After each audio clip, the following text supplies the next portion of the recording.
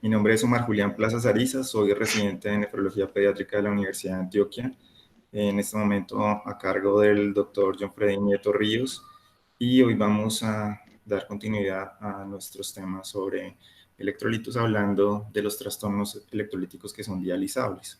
Bueno, entonces, hablando del potasio, las estadísticas progresan y aumentan cada año, desde datos que tenemos de tasas de mortalidad en el 1993 del 1.8% en pacientes hospitalizados, hasta otras que vemos más recientes, donde vemos que la incidencia de hiperpotasemia en pacientes hospitalizados ha aumentado en rangos que van desde 1.1 hasta 10 pacientes por cada 100 hospitalizados. Y es que el potasio es un catión muy importante y que tiene mucha sensibilidad con cambios sistémicos. Entonces aquí vemos en esta gráfica cómo con los descensos de pH en nuestros pacientes críticos sépticos se generan cambios que bloquean el canal RAMCAM y favorecen la entrada de sodio. Y de esta misma forma, aparte de estas células principales del túbulo colector, también las intercaladas a nivel de la potasio tepeasa favorecen la entrada también de potasio y la salida de hidrogeniones, que va a perpetuar la alteración que está ocurriendo. Este aumento de potasio va a afectar la reabsorción de amonio y de esta forma también los mecanismos buffer que se están generando. Del otro lado, del otro extremo, también vemos en la gráfica cómo descensos del potasio también logran generar estímulos en las células tubulares del túbulo contorneado proximal para la generación de más bicarbonato como mecanismos compensatorios. Y en general podemos decir que nuestros pacientes que están cada vez con más comorbilidades tienen mucho más riesgo a que estando con una hiperpotasemia tengan más riesgo de morir. En este caso, pues vemos acá una revisión del 2017, donde ellos revisaban un grupo control sin comorbilidades versus grupos de pacientes hospitalizados con patologías diabetes. Como se ven acá, va aumentando el riesgo de estas personas de tener una mayor mortalidad, pero si esas se van sumando con falla cardíaca o enfermedad renal crónica, cada vez el riesgo es mucho mayor, y pues ni se diga de los que tienen diabetes, enfermedad renal crónica y falla cardíaca, que sus probabilidades son muchísimo mayores. Entonces tenemos que estar siempre pendientes de los pacientes entre más años y más comorbilidades tienen. Y acá vemos un seguimiento que hicieron a los pacientes que habían estado en unidad de cuidados intensivos y cómo había sido su comportamiento de acuerdo a las hipercalemias que habían manejado. Vemos que en el grupo que está por encima de 5.5, estas tres, de 5.5 a 6, de 6 a 6.5 y mayores de 6.5, son los que más repuntan en esta proporción de susceptibilidad a muerte sobre el tiempo. Y que ni se diga más pacientes por estos grupos donde estamos viendo los niveles de potasio con respecto a que cada vez que vemos la proporción de aumento de estos niveles de potasio, vemos que hay, primero, pues obviamente más porcentaje de anormalidades en el electrocardiograma, pero sin duda alguna, pues más reportes de eventos adversos en las primeras 6 horas. Entonces vemos que prácticamente con niveles extremos de 8 en adelante, pues son mayores del 50% estos resultados fatales. Y si lo vemos respecto a los hallazgos que vamos a ir encontrando, pues vemos que no solamente son las tepicudas que estamos siempre acostumbrados a pensar, sino los hallazgos en el conjunto total que nos ayudan a poder evaluar un paciente en su contexto total. Entonces, no sesgarnos solamente por hallazgos particulares.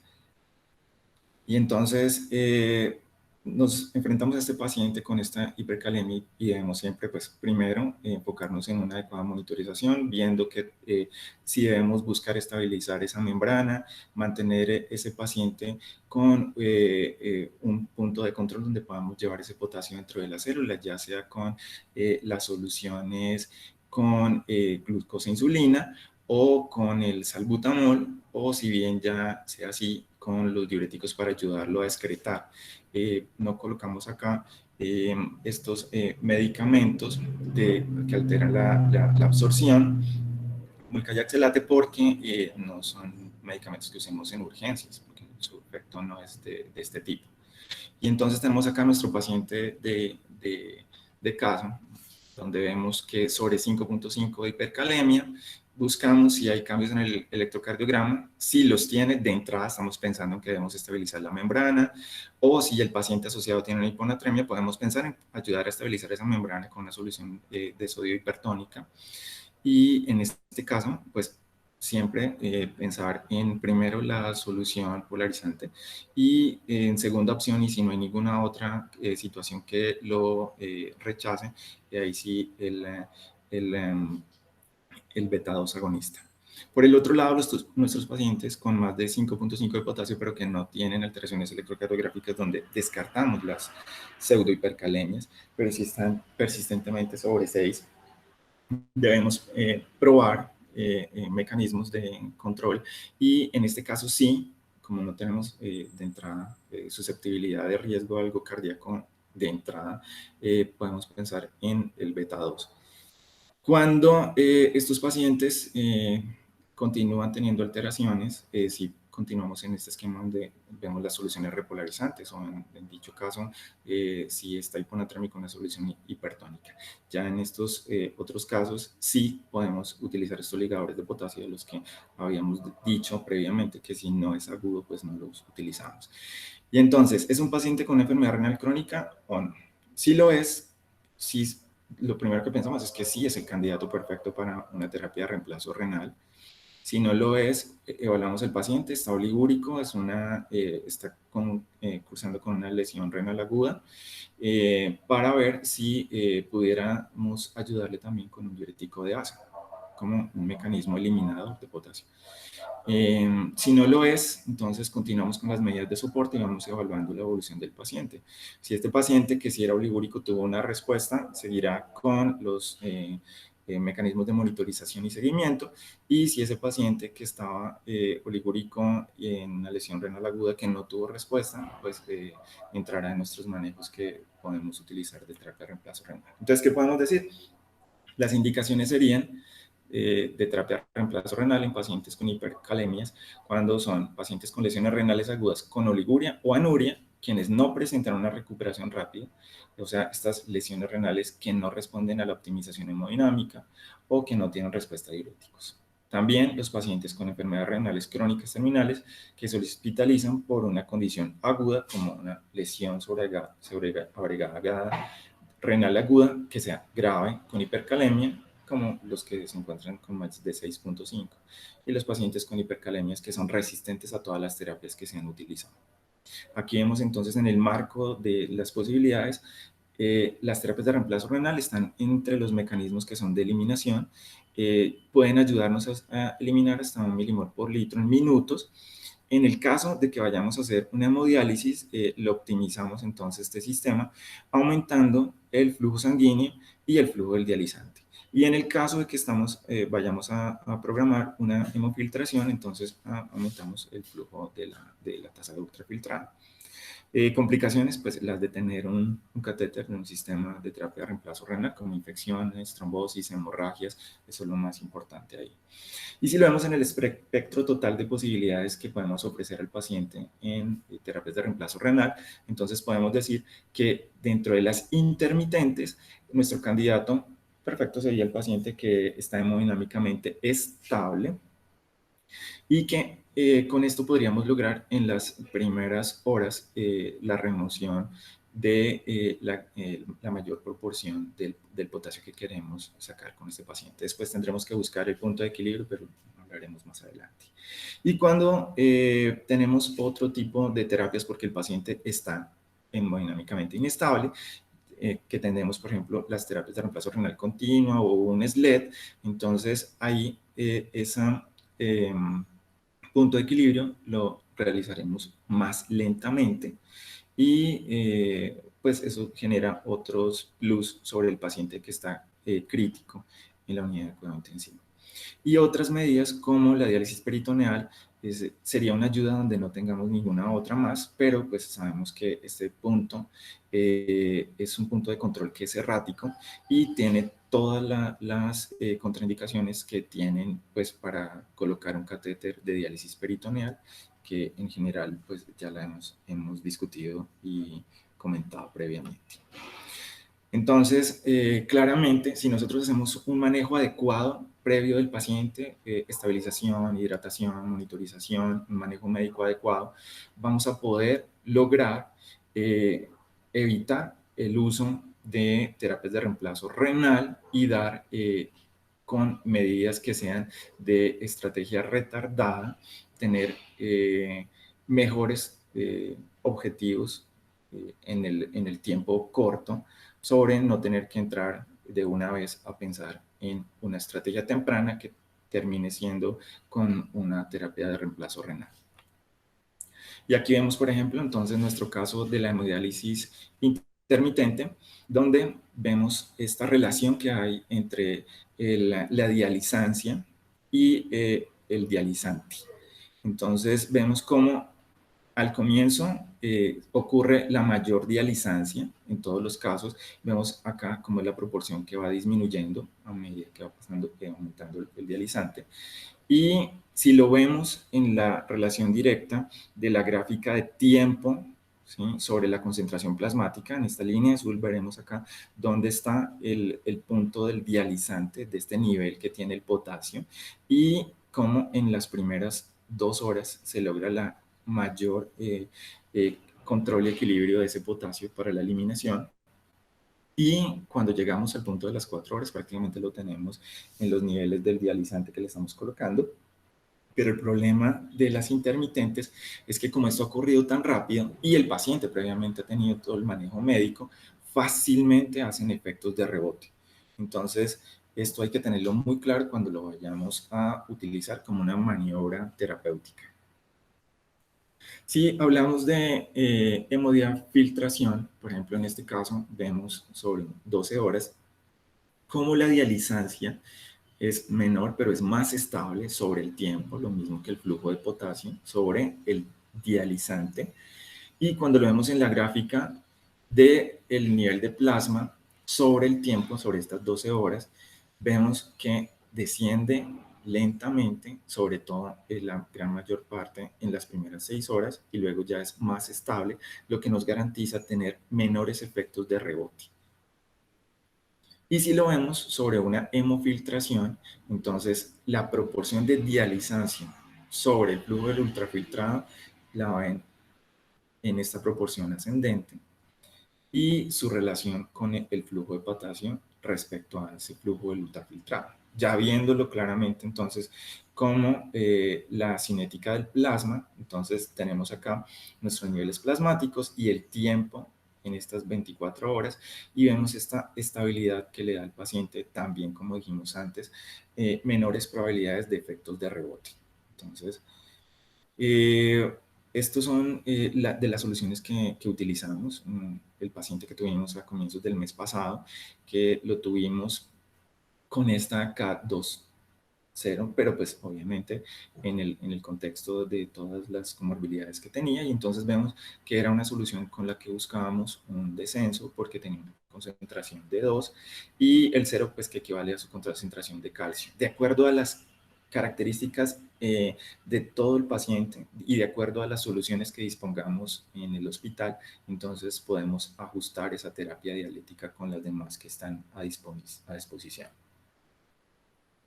Y esto es lo que tenemos para el SLED. Entonces, en el hospital tenemos estas dos concentraciones, 3290 y la 1390. Entonces, escuchamos que siempre dicen que la solución 6, que la solución 2, pero entonces vemos acá por qué es 32, por qué es 13, pues es este 32, el 3 del comienzo, pues no nos equivale a esta concentración de potasio, y la de 13, pues nos equivale a esta concentración de potasio en milimol por litro. Entonces, aquí nos damos cuenta que esta tiene menos. Entonces, también para tenerlo muy en cuenta cuando hacemos la dosificación y vamos a manejar nuestro paciente. Y sobre el filtro, entonces los filtros que cada vez van llegando más a ser todos de alto corte. Entonces, donde vemos que se relacionan sobre el área corporal de nuestro paciente. Entonces, sobre todo en los que tenemos acá, que estuvimos revisando que ya tenemos también 20X para estas áreas de superficie corporal más bajas y donde tenemos que estar más pendientes de cuál es el volumen que nos va a quedar en las líneas y en el filtro.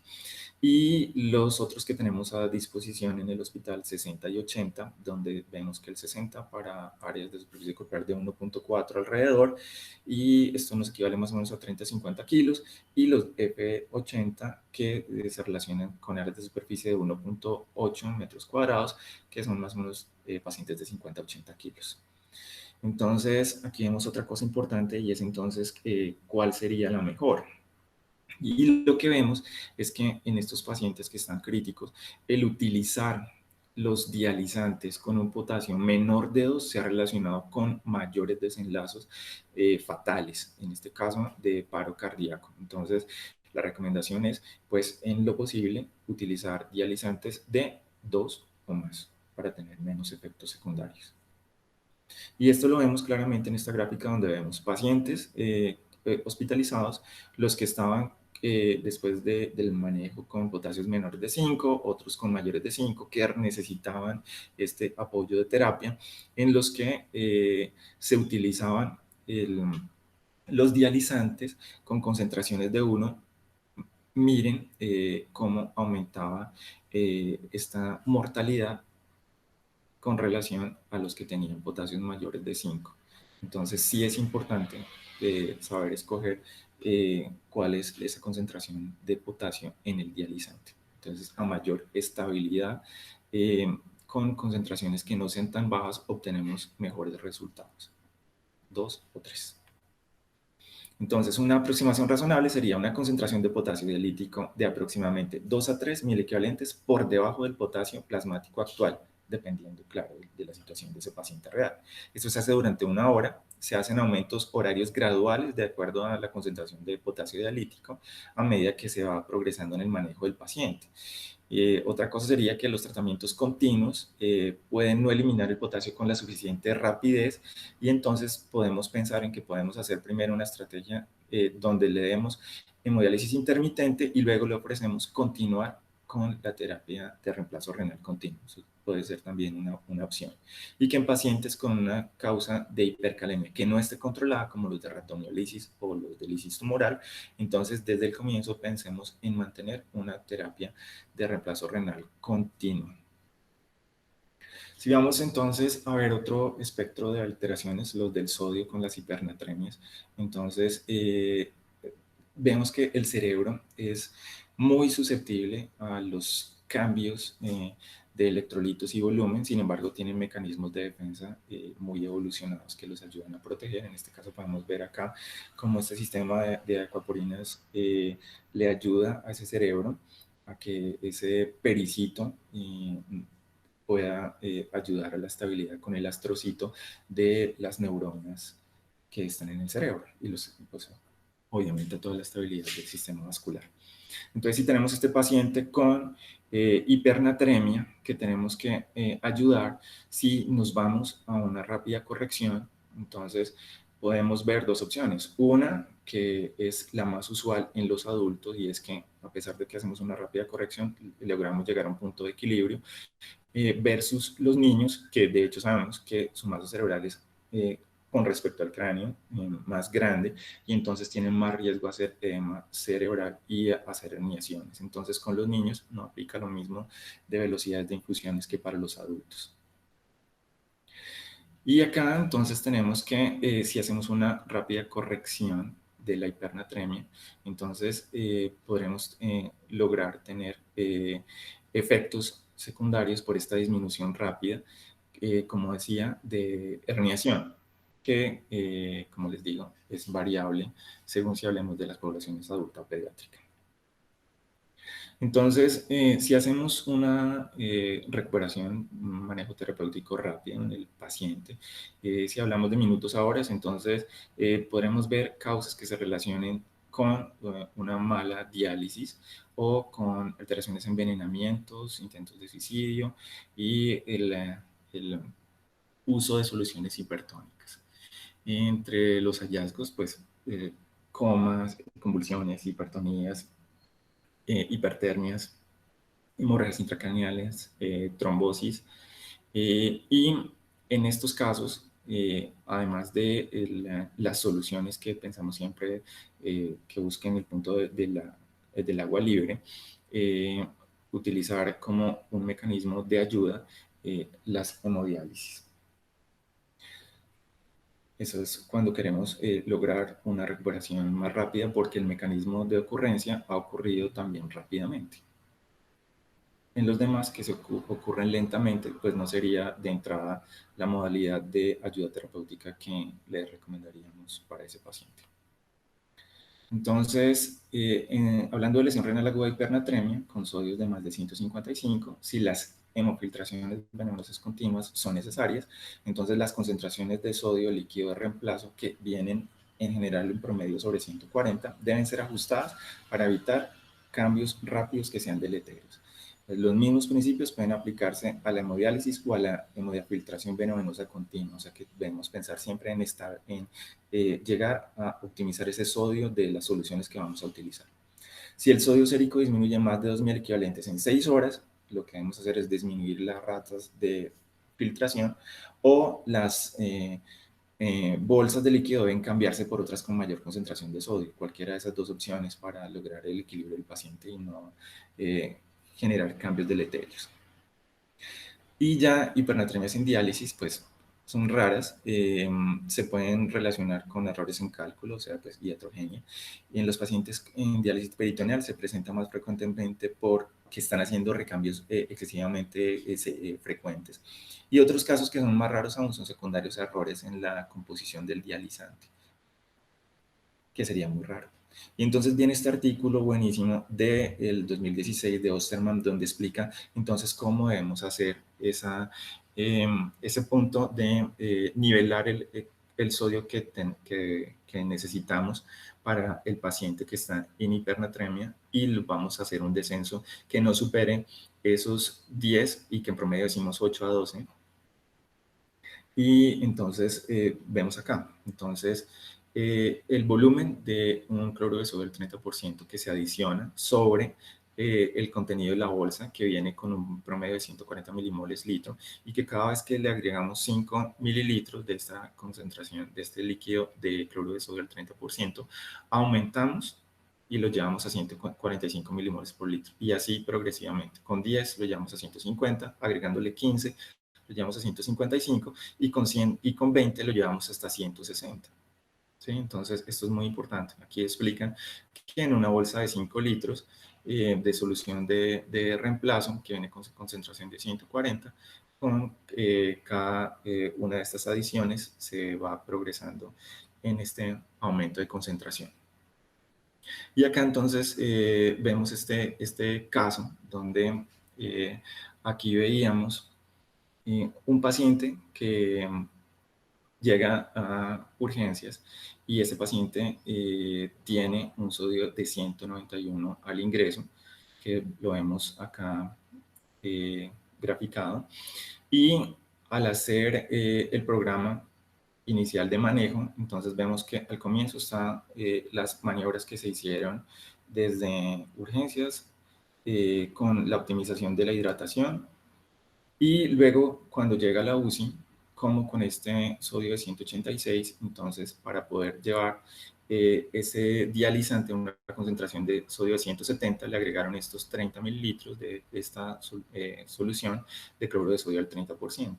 Con eso lograron descenderlo al siguiente día hasta 170. Con eso entonces al siguiente día lo que programaron fue ascender ese dializante hasta 160, por lo que le sumaron 20 mililitros de la solución de cloruro de sodio al 30%, y así progresivamente durante la evolución de los días fueron viendo un descenso en la concentración de sodio sérico, aunado a unos ajustes que ellos iban haciendo en el flujo de la máquina. Entonces, al final, entonces tenían un descenso de la urea también asociado por el mecanismo de esa hemodiálisis, que fue altamente también significativo. Entonces se logró una depuración adecuada y el manejo del volumen y claramente con estos resultados de los electrolitos. Entonces por eso es que es tan importante. Si lo vemos como las velocidades en que se está haciendo la reposición, entonces siempre decimos que las velocidades rápidas son más complejas.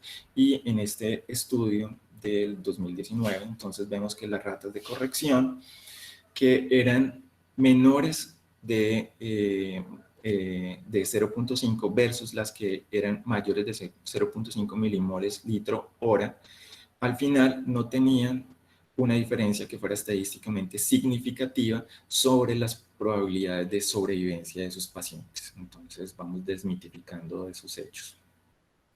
Y si lo vemos sobre las proporciones en los niveles que se corrigieron, más o menos de 8 o de 10 o de 12 en esas 24 horas, lo que vemos es que tampoco fue significativamente la diferencia entre corregirlos rápidamente o lentamente. Y acá vemos un caso especial y es los pacientes que no solamente como en nuestro caso anterior ocurrían dentro del hospital, sino acá los que ingresaban con hipernatremia, donde también hacer una rápida corrección no aumentaba esas tasas de mortalidad. Entonces, ya sea de ocurrencia intrahospitalaria o el paciente que llega de afuera, no se aumentan significativamente las tasas de mortalidad con esas velocidades. Decimos en general que de todas formas es más frecuente en la realización de una terapia de reemplazo renal terminar teniendo una complicación con hiponatremias y no con hipernatremias. Entonces, de hecho, no es algo que sea frecuente en ninguna de las terapias dialíticas que se utilizan.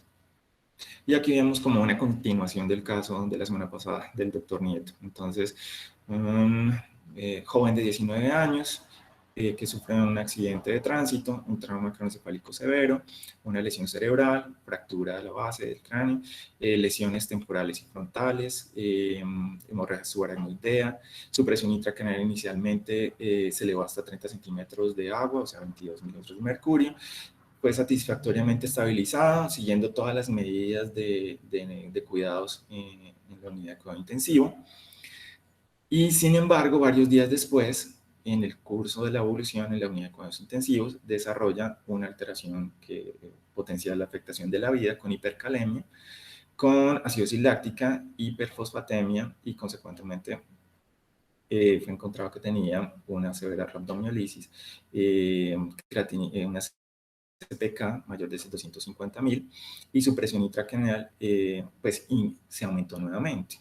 La opción entonces de manejo que se le brindó en este caso, de este caso clínico del 2019, es que se hizo una terapia de reemplazo renal continuo, pero ¿qué estaban buscando? Pues precisamente lo que aprendimos en el caso, en las diapositivas pasadas, de cómo si aumentamos la concentración de sodio en estas bolsas de nuestros dializantes podemos ofrecer una dializancia muy buena, aumentando los niveles de sodio que nos ayuden a evitar el edema cerebral. En este caso lo vamos a subir.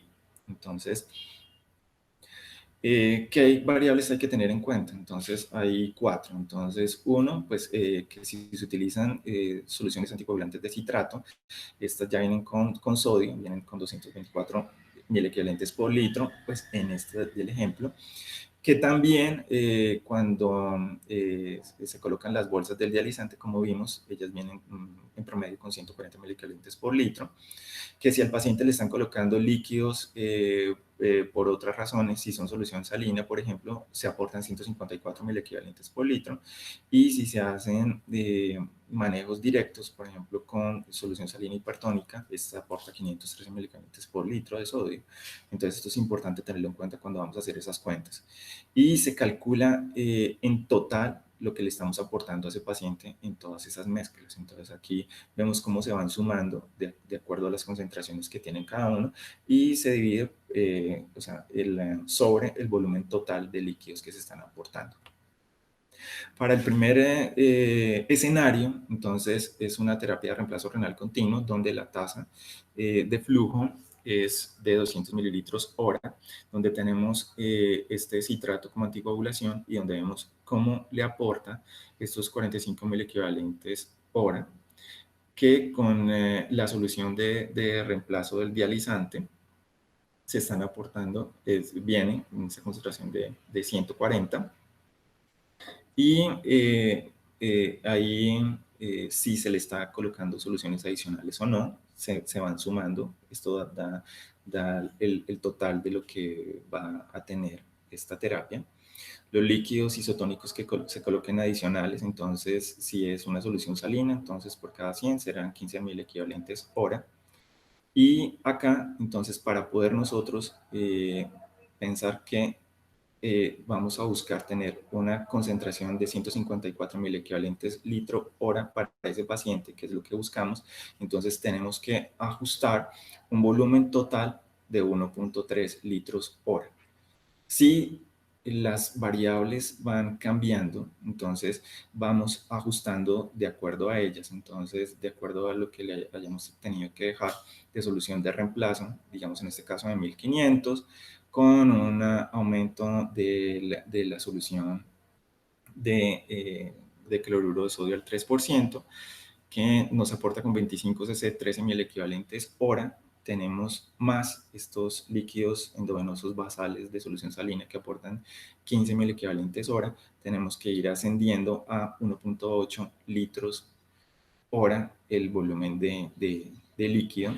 Eso nos va cambiando a medida que va aumentando la concentración, la entrega de mil equivalentes hora, pero al final, con relación al líquido que estamos colocando, esto es lo que más nos interesa, que es la composición final, que es mantener a ese paciente alrededor de 154-155 mil equivalentes litro hora. Entonces, ese es el primer escenario, cuando el flujo se debe calcular en 200 cc hora.